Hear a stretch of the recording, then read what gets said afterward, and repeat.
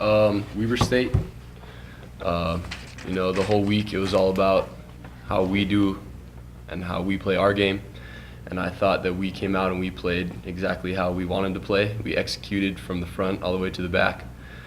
The front seven handled the run, and back we handled the pass. I mean, they didn't have hardly any yards. I'm not sure what the exact stats are, but I know it wasn't much. And it was a dominant performance by our first defense, and we're really proud of what we did and something that we expected to do. We put in hard work. We didn't take them lightly. Weber came up here last time, and they showed that they're a real strong team, and we weren't going to take them lightly. We didn't. We came out strong, and we finished strong with the backups, and everyone got a chance to play. So I think top down, all three phases of the game, it was a solid performance by our team. And it was just a well-executed game. Looking forward to USC. It's a big-time game. Every game is a big-time game for us, and especially getting a chance to go play against a powerhouse team like USC. We get to go into their stadium, into their house, play against them, continue to put Utah State on the map. It's a great opportunity for us, and it's something that we've been really looking forward to, and we're excited for. You've been in these big-time games before, Wisconsin, Auburn. You've been so close to breaking through with what's going to finally push it over the edge to get that win, that marquee win? I think we got to just keep preparing the way that we have. You look at the last few considered big-time games that we've been in, and we've always been very close. We've played very well. I feel like Utah State is a team that plays some of its best ball in the biggest games. And it's something that we expect to do because we feel that we can play and we can beat anyone in the country, and that's how we prepare.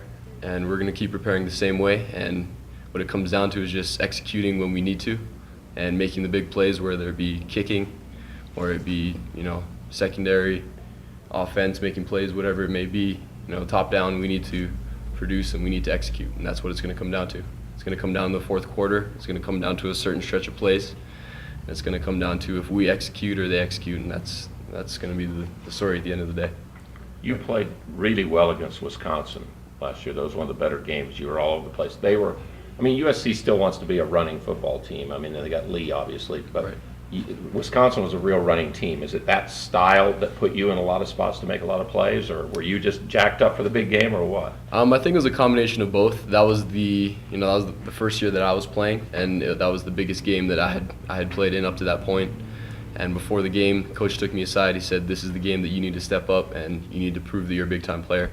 And that's what I did. I took that to heart, and we had a really good scheme going into that game, and everyone did their job from the front to the back. You look at our defense, we played a very sound game. We made a couple mistakes, and they took advantage of it. But I feel like, again, our team plays the best in the biggest games, and that's what we're going to continue to do. You look at this USC offense, and one thing that really stands out is Marquise Lee, obviously. What are some of the difficulties or things you see on film that it's going to make him tough to cover? You look at a guy like Lee, he's just so explosive. And he's smart. He knows how to stretch the field, and the coaching staff, they know how explosive he is, and they know how to use him effectively. They have a strong downhill run game, and then they come back with a play action and use him up the field as an explosive weapon. You look at the film from the last game, and he's just streaking downfield. They really struggled to cover him, but that's something that we got to do. We got to burn our eyes on our keys. We got to make sure that we're always aware of where he is on the field. And that's going to be our responsibility in the secondary, and we're going to leave the run game up to the front. So that's how we're going to worry about him. Trey Madden, 3 straight 100-yard rushing games from him. What do you see out of Trey?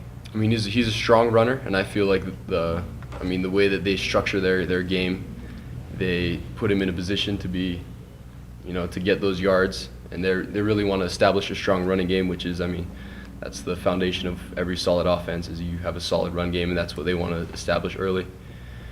And and then that's what opens up the pass game. So first we got to stop the run game first of all, and that's what we're going to focus on for the front. And again, secondary, we're worried about the pass. Was there anything in the Weber State game you felt you executed much better than the first two games? Anything in particular? I think in the secondary we did a much better job of, having strong eyes, not biting on play actions. That's something that we've had a real strong emphasis on in practice and film. It's something that had to work on, and I feel like in the Weber game it really showed that we've been working on it, and that's something that really, something that we've been working on. And when you work on something and you really give it time and you take it to heart, Coach harps on it all the time, and you show your results. And I feel like we showed a strong secondary Can in you the Weber game. elaborate on that a little bit more, the eye assignment, because that's a phrase we're hearing all the time when it involves the secondary. Talk a little bit more about that, Right. what eye assignment means. So in the secondary, you always have visual keys that you're working off of, whether it be a receiver or a back in the backfield. So, something that we always, our coach is always harping on, is to keep your eyes on your keys, because when you go through your keys, it'll take you through a certain progression. So say the slot runs an out, which will take you to your next progression, and which will keep you where you need to be assignment-wise. When you start to lose your eyes and when you try to do jobs that are not yours, that's when you get in trouble, and that's when you start to have, mishaps in the secondary or misassignments or, gaps that aren't filled. That's been your biggest point of emphasis, day in and day out. It's been one of our biggest emphasis, being in the secondary and having such an aggressive defense. A lot of times we have people who, they always want to make the play, and they always want to be around the ball, which is, it's not a bad thing, but you got to always, especially when you have an assignment deep, you got to always remember that you have keys and you have responsibilities. You look at that kind of interesting quarterback situation they've had already this year. Do you see as getting pressure, getting to the quarterback as a big key, maybe even the biggest key of this game? The biggest key for us this game is going to be to stop the run.